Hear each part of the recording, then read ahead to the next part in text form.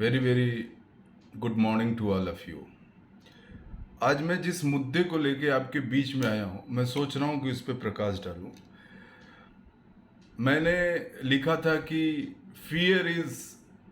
Fear of danger is more dangerous than danger itself.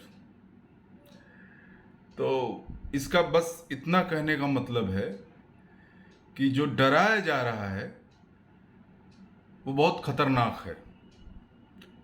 जैसे corona के बारे में डरा दिया गया था, तो जितने लोग उस बीमारी से नहीं डरे, उससे ज़्यादा उस हदस से लोगों की हालत खराब हुई। मेरा बस इतना मकसद है कि मैं आपको जितना मेरी समझ है उससे आपको रोशनी दिखाऊं। अभी इंडिया टूरिज्म डिपार्टमेंट हम लोग को रिफ्रेशर कोर्स कराना चाहता है। ऐसा कौन सा गाइड आरएलजी होगा जो रिफ्रेशर कोर्स नहीं करना चाहता होगा, या पहले नहीं किया है, या नहीं करना चाहिए।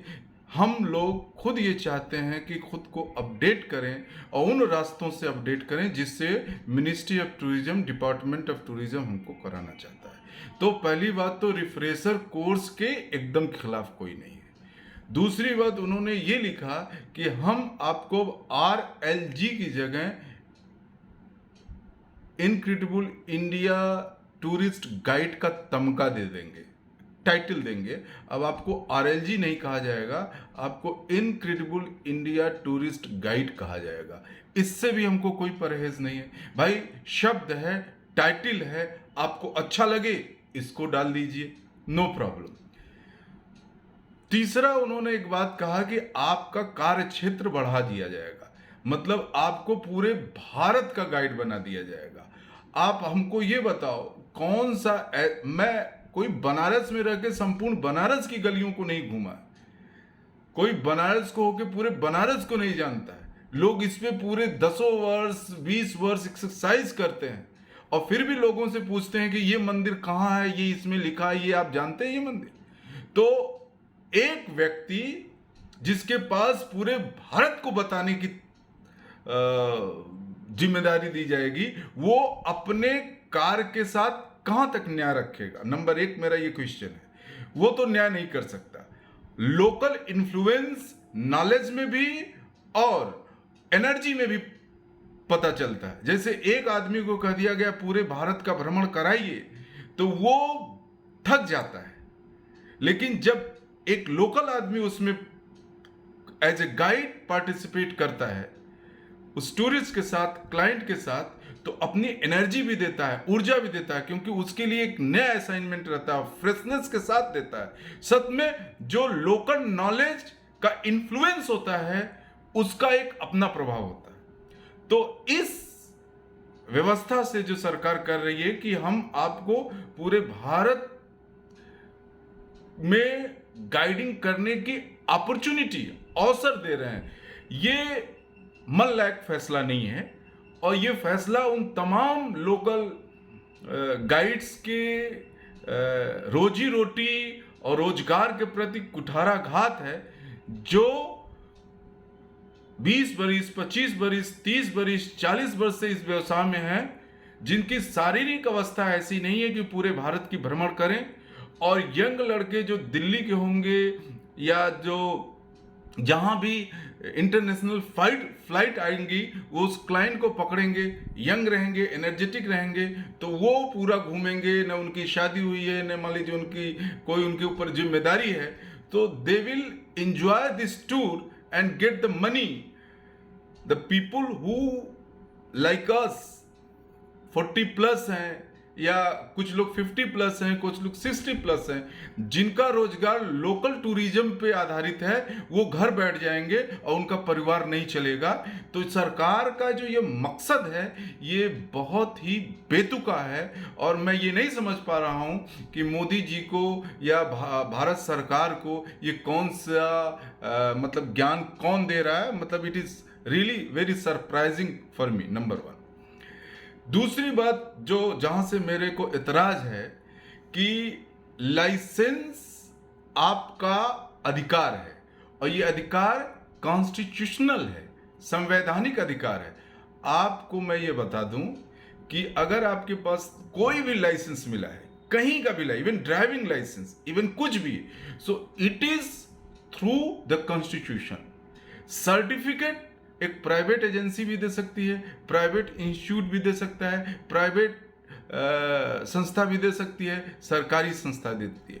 उस सर्टिफिकेट के आधार पे एक आपको आईडी दे जा सकता है, ये कोई भी दे सकता है। आजकल आपको पता है स्कूल में बच्चे आईडी लगा के चलते हैं, तो ID can be given by any private institute also.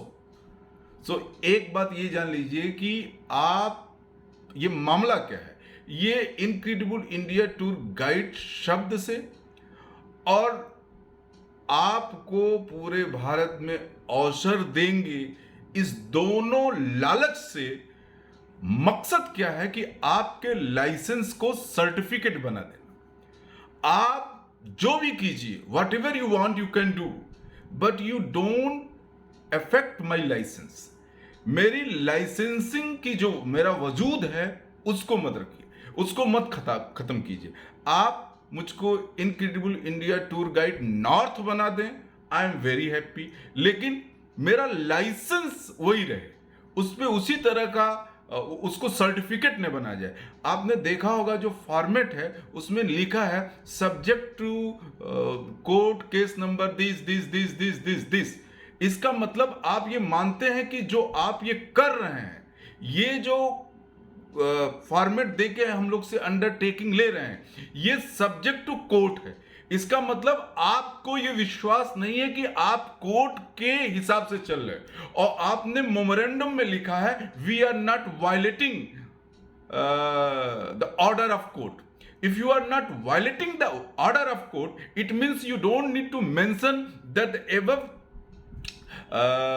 Undertaking is subject to this this this this case. जो आपने उसमें लिखा, आप देखिए अंडरटेकिंग में लिखा है subject to court case number फला फला फला। अगर आपको लगता है कि आपने कोर्ट का कोई वायलेट ही नहीं किया है तो ये लिखने की क्या जरूरत है? इसका मतलब आपको लगता है कि कोर्ट का विचार अलग हो सकता है इससे। और जब कोर्ट ने ऑलरेडी कहा कि जब तक पेंडेंसी है केस की कोर्ट में, तब तक इनके आरएलजी के लाइसेंस को डिसकंटिन्यू किया जाए, मतलब जिस रूप में है वही, एक तरह से स्टे है, एक तरह से स्टेटस को उसी रूप में आगे बढ़ाया जाए। फिर आप अंडरटेकिंग करके हमको रोक क्यों रहे हैं? इसका मतलब इस स्वरूप को आप रोक रहे हैं।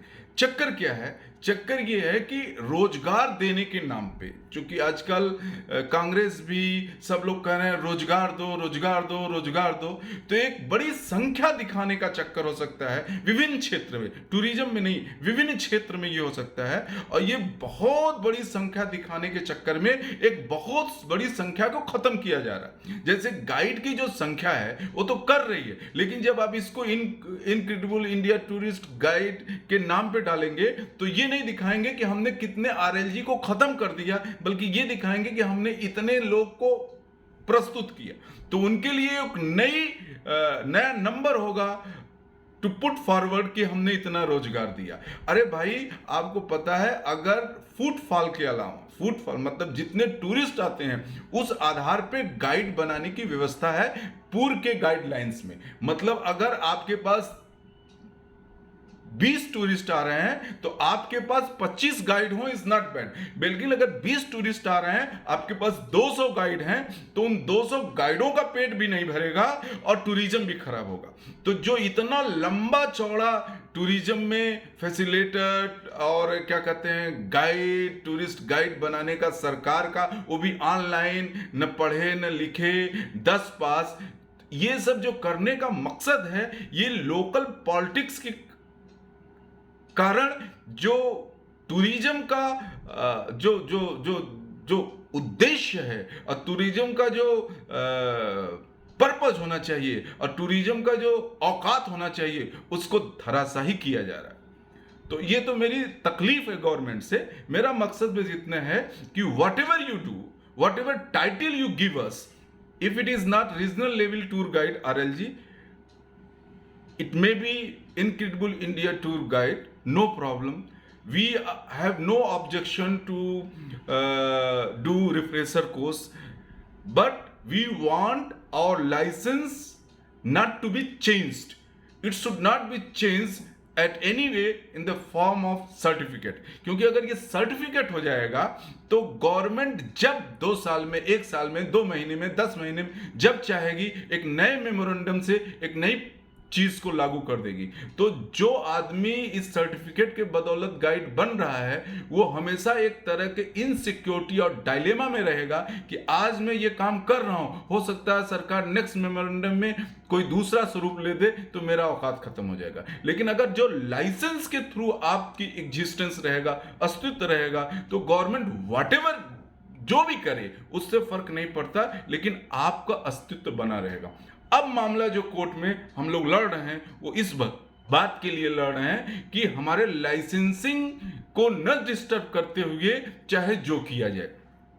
और आप बात मानिए, हम सब की बात वाजिब है और मुझको ये नहीं लगता हमारे पेपर के आधार पे कि गवर्नमेंट इस बात को अनसुनी कर सकती है। Definitely government will listen and we should have patience.